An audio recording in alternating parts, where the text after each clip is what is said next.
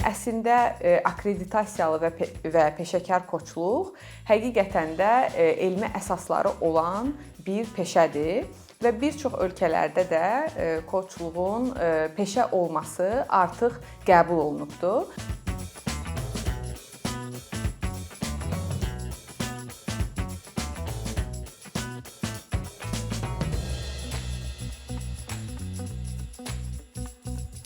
Koçluq iki insanın arasında baş verən bir seansda, bu 30 dəqiqəlik, 45 dəqiqəlik və ya 1 saatlıq seans da ola bilər.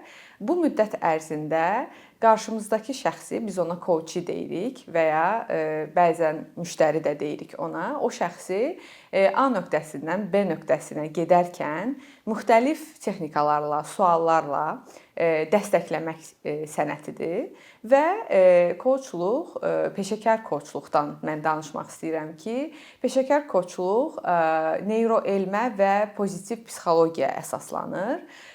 Yəni əslində akkreditasiyalı və peşəkar koçluq həqiqətən də elmi əsasları olan bir peşədir və bir çox ölkələrdə də koçluğun peşə olması artıq qəbul olunubdur. Azərbaycanda hal-hazırda koçluq bir peşə olaraq görülmür və ona görə də bazarda biz müxtəlif növdə koçları görə bilirik. Yəni spiritual koçlar, manifestasiya eləyən və yaxud da ki, müxtəlif cür insanlara dəstək göstərmək istədiyini deyən və özünə coach deyən insanlarla, şəxslərlə doludur bu bazar. Ona görə də burada əslində insanlar, qarşı tərəf, coachluğu alan şəxs bu kiminlə işlədiyini özü seçməlidir və özü də seçərkən təbii ki, peşəkar olub-olmadığını bir çox vasitələrlə yoxlaya bilər. Mən sizə əslində biraz da danışmaq istəyirəm ki, koçluğun bu növlərini biraz ayırd eləmək istəyirəm. Koçluğun məktəbi əslində müxtəlif məktəblər var dünyada və deməli Beynəlxalq Koçluq Federasiyası da bu məktəbləri akkreditasiyadan keçirdir və Beynəlxalq Koçluq Federasiyasının qoyduğu bir neçə akkreditasiya qaydaları, bir çox qaydalar var və bu qaydalardan biri də budur ki, minimum 60 saatlıq deməli təlim almış şəxs özünə coach deyə bilər. Özünə deyə bilər və bundan sonra isə o deməli müxtəlif mentor sessiyaları keçməlidir və 100 saatını əgər tamamlayırsa, 100 seans saatını da üzərinə gəlirik bunun. Tamamlayırsa, o zaman özünə belə deyək də ACC coach dərəcəsini ala bilir. ACC akkreditasiyasını ala bilir. Bunu, yəni Beynəlxalq Koçluq Federasiyası bu akkreditasiyaları belə deyək təyin edir. Bir neçə bu cür audit edən başqa qurumlar da var. Hansı ki, onlar da koçları və koçluq məktəblərini audit edir və onların işinə, peşəsinə və bu peşəni etik qaydalarla görüb görmədiyinə diqqət edir. Eyni zamanda bu ICF-in təyin etdiyi, Beynəlxalq Koçluq Federasiyasının təyin etdiyi başqa bir deməli dərəcədə, əgər siz deməli 120 saatdan çox təlim saatını keçmisinizsə bir coach olaraq və həmçinin 500 saatdan çox seans saatını keçmisinizsə, bunu deməli müraciətinizi edirsiniz, imtahandan, mentor saatlarında təqdim edirsiniz və imtahandan keçirsiniz və PCC dərəcəsini alırsınız. Professional coach dərəcəsini alırsınız deməli ICF-dən və bunun 1000 saatlıq forması da var ki, 1000 saatlıq seans saatını keçdikdən sonra MCC Master Coach dərəcəsini alırsınız. Və gördüyünüz kimi bunlar biraz çox qəliz səslənir danışanda, düzdür? Eyni zamanda siz təsəvvür eləyin ki, bu qəliz olması ilə birlikdə imtahanlar, bu yolu keçmək əslində uzun, dərin və qəliz bir yoldur. Bu mürəkkəb yolu hər kəs keçmir ona görə də. Bu o deməkdir ki, siz maddi olaraq özünüzə yatırım eləməlisiniz. Əgər koçluğu bir peşə kimi seçirsinizsə, maddi olaraq, mənəvi olaraq, vaxt olaraq, enerji olaraq gərək özünüzə yatırım eləyəsiniz ki, siz bu peşəni layiqincə icra edəsiniz və insanların sizə güvənini belə deyək də qarşılamış olasınız. Və əlbəttə ki, belə uzun yol olduğu üçün də bir çox insan təbii ki, buna getmir. Və bir çox insan müxtəlif motivasiyalarla insana kömək eləmək istəyə bilər. Bir çox insan onsuz da koçluğa belə başlayır. Deyirlər ki, həmişə mənə məsləhət üçün gəlirdilər.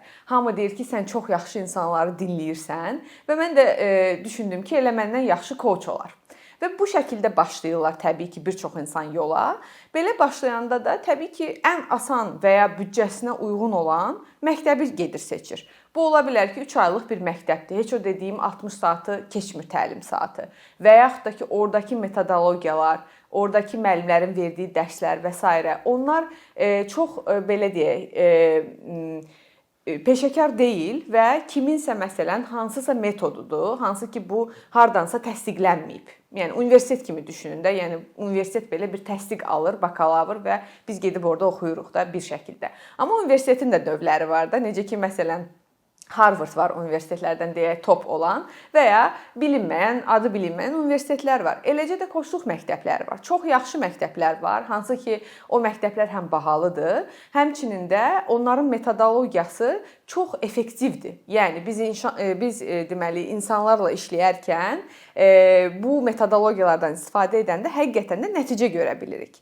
Və əlbəttə ki, bunlar da dediyim kimi bahalı ola bilir, çox vaxt və enerji sərf eləyə bilir, uzundur, sertifikasiya çətin olur onu almaq. Və bu yolda dediyim kimi hər kəs keçmir. Bəs necə eləyək ki, məsələn biz o yolu bu şəkildə dərin keçməyən o koçları necə ayırd eləyə bilək? Bunun üçün biz deməli ICF-in akkreditasiyalarına baxmalıyıq, səhifəsinə baxmalıyıq. Orada da koçlar var, hansı ki akkreditə olunublar. Görə bilərik ki, kim akkreditasiyadan keçib və ya məsələn o şəxsin LinkedIn-də keçdiyi yolu, iş deyək ki, həyatını araşdıra bilərik ki, o hansı peşəkarlığa məxsus deməli malikdir. Məsələn onun belə deyək, keçdiyi məktəbə baxa bilərik. Onunla biraz ilk seans götürə bilərik və buna biz kimya seansı deyirik. Hansı ki o seansda tanıyırıq, koçu tanıyırıq. Koç da həmçinin işləyəcək, yol gedəcək şəxsi tanıyır və orada görürük ki, doğrudan da bu şəxsin mənə yəni dəstək ola bilərmi? Bu şəxs həqiqətən də konfidensiallığı qoruyacaqmı? Bu koç doğrudan da öz iş etikasına riayət eləyirmi?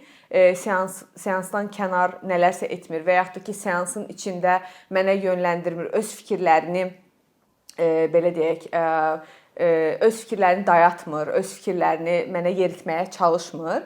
Biz bunlara baxa bilərik. Əgər görsək ki, bir seansda bir koç deməli məsləhət verir, mənə öz keçdiyi yoldan danışır və yaxud da ki, mənim keçmişimə getməyə çalışır, biz burada artıq şübhələnə bilərik ki, bu şəxs nə qədər həqiqətən də koçluqmu eləyir mənə, yoxsa terapiya mı edir və yaxud da ki, o mənə məsləhət verir, konsultasiya eləyir. Və elə burada da gəlin araşdıraq ki, bu digər peşələrdən necə fərqlənir? Koçluq necə fərqlənir digər peşələrdən? Ən çox psixoloqlarla bizi qarışdırırlar ki, məsələn, mənə də çox deyirlər ki, hə, sən psixoloqsan da, sən bizi yəqin analiz eləyirsən, yəqin sən başa düşürsən mən nə deyirəm və yaxud da ki, hə, sən mənə psixoloqsan, məsləhət ver. Təbii ki, mən psixoloqların peşəsini, mən psixoloq olmadığım üçün bu dəqiqə araşdıra bilməyəcəm və ya sizə bununla bağlı detal verə bilməyəcəm. Amma psixoloqlar da əksərən məsləhət vermirlər, yön vermirlər, yönləndirmə etmirlər. Daha çox şəxsin özünün belə deyim, müəyyən suallarla, yenə müəyyən texnikalarla o şəxsin öz cavablarını tapmağa, öz məsələsini həll etməyə dəstək olar. Amma əlbəttə ki, orada da çoxlu fərqli metodologiyalar var. Bizi isə psixoloqlardan fərqləndirən budur ki, əsasən məsələn mənim keçdiyim məktəb həll yönümlü transformativ coaching adlanır. Mənim keçdiyim məktəb Erikson modeli əsasında qurulub, hansı ki, deməli Milton Erickson deməli Kanadalı bir psixoloq və psixoterapevt olub və 40-cı illərdə çox fərqli metodologiyalarla tanınıb və dünyada məşhurlaşıb o mövzuda və deməli həll yönümlü koçluğu gətirib. Daha doğrusu onun deməli şagirdi olan, onun tələbəsi olan Marilyn Atkinson bu həll yönümlü modeli koçluğa tətbiq edib və bunun üstündə bir məktəb qurub 1980-ci ildə və bu məktəb artıq illərdir ki, çoxlu məzunları var dünyada. Ən çox məzunları olan əslində məktəblərdən biridir və məsələn mən o metodologiya ilə təhsilimi almışam və o metodologiyada da biz heç bir zaman travmalarla işləməmişik. Yəni biz ancaq indi və gələcəklə işləmək üçün təlimləndirilmişik. Ona görə də kimsə məsələn əgər mənim seansıma gəlirsə, mən o seansda o şəxsdən qətiyyən keçmişə getmək və yaxud da ki, onunla keçmiş barədə nələrsə həll etməyə çalışmaq, bunu eləmirəm və əgər görürəmsə ki, o insanın, o şəxsin psixoloqa ehtiyacı var, mən elə ilk seansda artıq müəyyən suallarla bunu aydınlaşdırıram və onu psixoloqa yönləndirirəm. Yəni bizim peşəmiz psixoloqlardan bu şəkildə fərqlənir və biz psixoloqlar kimi 4 illik bakalavr təhsili almırıq. Yəqin ki, burada təbii ki, məktəblər fərqlənir, amma 6 ayla 1 il arasında bizim bir təhsilimiz olur və təbii ki, çoxlu praktikalarımız olur. O dediyim 100 saat, 500 saat, 1000 saatlıq seansları keçmək də əlbəttə ki, illər tələb eləyir və bunu biz bir gündə, bir ayda, hətta bir ildə də edə bilmərik. Eyni zamanda mentorluqla coaching, koçluq çox qarışdırılır. Mentorluqdan da fərqi budur ki, mentorluqda məsələn mən Leyla olaraq öz yolumu paylaşıram insanlarla. Deyək ki, mən tutaq ki, hansısa şirkətdə işləmişəm 3 il və orada öyrəndiyim hansısa belə deyək də ekspertiz var, hansısa öyrəndiyim bir metodologiyalar var, bəlkə hansısa proqramlarla işləmişəm, bəlkə o şirkətdə yüksəlməyin yolunu tapmışam və s. və mən nə edirəm? Bunu mentorluq olaraq yazıram, paylaşıram. Hətta mənə mentilər gəlir deyək ki, lap bir görüş keçiririk və mən onlarla öz təcrübəmi məsləhət olaraq paylaşıram ki, baxın, mən belə A nöqtəsindən B nöqtəsinə belə getdim. Siz də belə gedə bilərsiniz. Bu mentorluqdur və biz bu şəkildə eləmirik. Biz A nöqtəsindən B nöqtəsinə gedən şəxsi dəstəkləyirik ki, hər cür o öz belə deyək, o B nöqtəsində necə gedəcəyini öz tapsın. Bəlkə yolun ortasında o deyəcək ki, mən A-dan B-yə yox, A-dan C-yə gedirəm. Yenə mən onun agendasını dəstəkləyəcəm, onun gətirdiyi məsələni dəstəkləyəcəm. Və heç vaxt ona deməyəcəm ki, sən bəlkə bu yolu yoxlayasan, bəlkə onu yoxlayasan, çünki bu sənin üçün mən düşünürəm ki, daha yaxşıdır.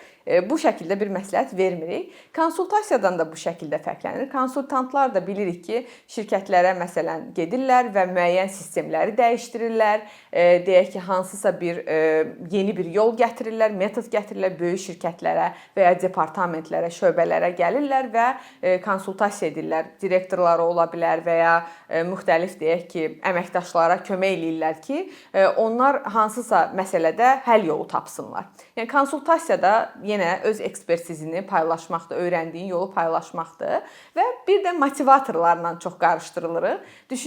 Düşünülür ki, yəqin ki, mən məsələn bir seansda yəqin ki, o şəxsə motivasiya verirəm, ilham verirəm, onu deməli yəqin ki, həvəsləndirirəm nə isə eləsin. Bunun əksinə biz koçluq seansında şəxsin özü öz məsələləri ilə bağlı məsuliyyət yaratmasına dəstək oluruq. Yəni o deyir ki, məsələn mən deyək ki, gündə 3 dəfə filan şey edəcəm və yaxud da ki, mən seansın sonunda qərara gəlir ki, məsələn, mən gedəcəm, məsələn, iş tapmaqla bağlı və ya işini dəyişməklə bağlı, deyək ki, 3 dənə yerə müraciət eləyəcəm deyir, düzdür? Mən əmin olmağa çalışa bilərəm ki, seans boyu o həqiqətən də bunu eləyəcəkmi? Amma mən bunu elə bir şəkildə sualla verirəm və ya ona elə bir şəkildə, əgər orada görürəm ki, təbii ki, bir yol gəlmiş o şəxsə, görürəm ki, orada ola bilər ki, o bunu eləməsin. Deyir bunu, amma eləməyə bilər.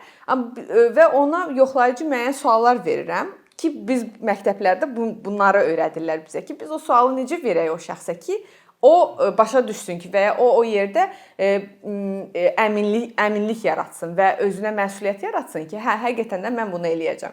Məsəl üçün belə bir şey deyə bilərəm ki, sən 1-dən 10-a qədər şkalada nə qədər əminsən ki, bu işi icra eləyəcəksən, həqiqətən də gedib onu məsələn bu gün 3 yerə müraciət eləyəcəksən. O deyir ki, məncə mən 6-dayam. Və məsələn, mən o sualı verə bilərəm ki, tutaq ki, bəs səncə 7-yə getmək üçün sənə nələr lazımdır? Yəni, biraz da o məsuliyyəti deyək ki, artırmaq üçün. O deyə bilər ki, bəlkə biraz dincəlməliyəm, biraz gəzib sonra bu işi görməliyəm və ya məsələn, partnyorumla bir danışmalıyam və s. və orada yəni, bu şəkildə hər zaman qarşı tərəfə sual verərək biz yolu irəliləyirik. Yəni bu da yenə bizi digər məsələn motivatordan fərqləndirir. Mən motivator olsaydım deyərdim ki, sən bacararsan, məncə sən bunu eləyəcəksən. Elə bu dəqiqə seansı bağla və get sən buna başla. Çünki indi başlamasan başqa vaxt mümkün olmayacaq və s. və ilaxır. Bu şəkildə biz onlardan da fərqlənirik. Bir də təlimçidən bizi fərqləndirən şey, təlimçilər də bilirik ki, yenə bir spesifik sahədə, məsələn mən koçluq barədə təlim olmaqla bağlı da hazırlaşdırılıram hal-hazırda. Hazırlaşıram ki, mən fasilitator olum. Məsələn, mən bu sahəni fasilitasiyasını eləyə bilərəm və bununla bağlı bilgilərimi, yeni koçları yetişdirməklə bağlı bilgilərimi paylaşa bilərəm. Burada tamamilə mən öz bilgimi, öyrəndiyim metodologiyanı paylaşıram. Yəni bu təlim sahəsindən də koçluq sahəsi bu şəkildə fərqlənir. Yəni mən seansda heç bir bilgi paylaşmıram. Ola bilər ki, istisna hallar ola bilər ki, məsələn, hansısa mövzuda mən həqiqətən də mən bilirəm ki, tutaq ki, bu həqiqətən də belədir, öyrənmişəm bunu və o şəxsin sualının cavabını məndə var əslində. Və mən ona təbii ki, seans bitdikdən sonra əgər istəyirsə, belə bir bilgiyə ehtiyacı varsa, mən deyə bilərəm ki, icazənlə məndən bunu istəmişdim, bu bilgini, seans bitdi. Mən səndən bu bilgini paylaşıram. Məsələn, filan yerdə bu yazılıb. Məsələn, bu linki göndərirəm sənə. Oradan baxarsan kimi bir şey. Amma bu qədər biz detallara fikir veririk və o şəxsin yoluna mane olmamağa bu qədər detallı çalışırıq.